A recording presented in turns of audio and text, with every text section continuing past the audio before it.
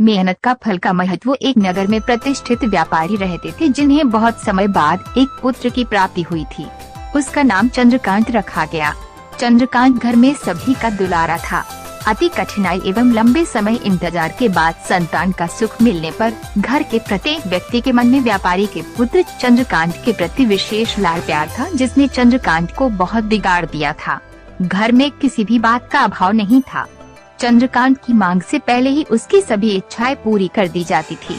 शायद इसी के कारण चंद्रकांत को ना सुनने की आदत नहीं थी और ना ही मेहनत के महत्व का आभास था। चंद्रकांत ने जीवन में कभी अभाव नहीं देखा था, इसलिए उसका नजरिया जीवन के प्रति बहुत अलग था। और वहीं व्यापारी ने कड़ी मेहनत से अपना व्यापार बनाया था।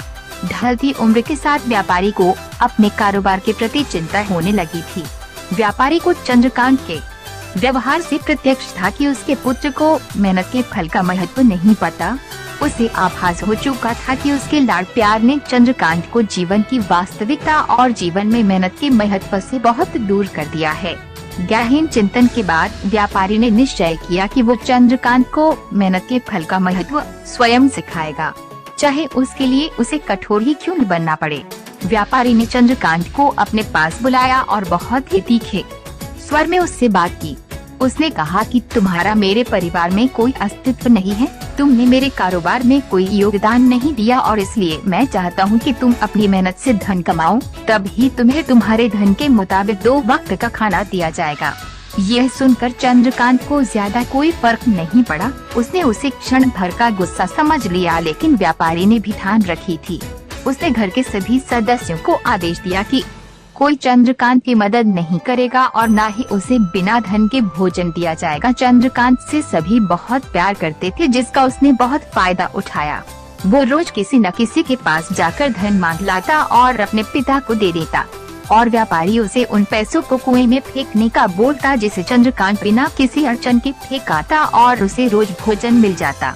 ऐसा कई दिनों तक चलता रहा, लेकिन अब घर के लोगों को रोज रोज धन देना भारी पड़ने लगा। सभी उससे अपनी कन्नी काटने लगे, जिस कारण चंद्रकांत को मिलने वाला धन कम होने लगा और उस धन के हिसाब से उसका भोजन भी कम होने लगा। एक दिन चंद्रकांत को किसी ने धन नहीं दिया और उसे अपनी भूख को शांत करने के लिए गांव में जाकर कार्य करना पड़ा। उस दिन वो बहुत देर से थका हारा व्यापारी के पास पहुंचा और धन देकर भोजन मांगा।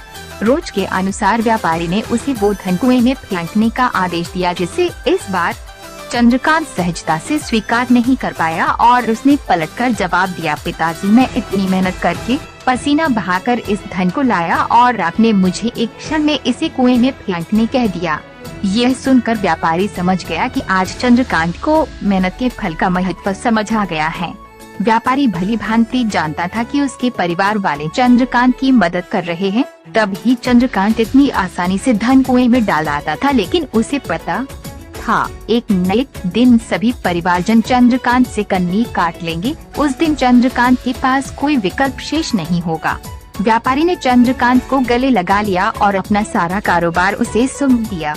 शिक्षा। आज के समय में उच्च वर्ग के परिवारों की संतानों को मेहनत के फल का महत्व पता नहीं होता और ऐसे में ये दायित्व उनके माता पिता का होता है कि वो अपने बच्चों को जीवन की वास्तविकता से अवगत कराए।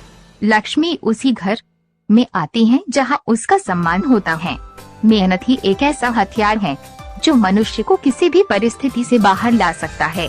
व्यापारी के पास इतना धन तो था कि चंद्रकांत और उसकी आने वाली पीढ़ी बिना किसी मेहनत के जीवन आसानी से निकाल लेते, लेकिन अगर आज व्यापारी अपने पुत्र को मेहनत का महत्व नहीं बताता तो एक नए दिन व्यापारी की आने वाली पीढ़ी व्यापारी। दोस्तों, आपको ये कहानी अच्छी लगी तो वीडियो को लाइक व शेयर करना ना भूलें।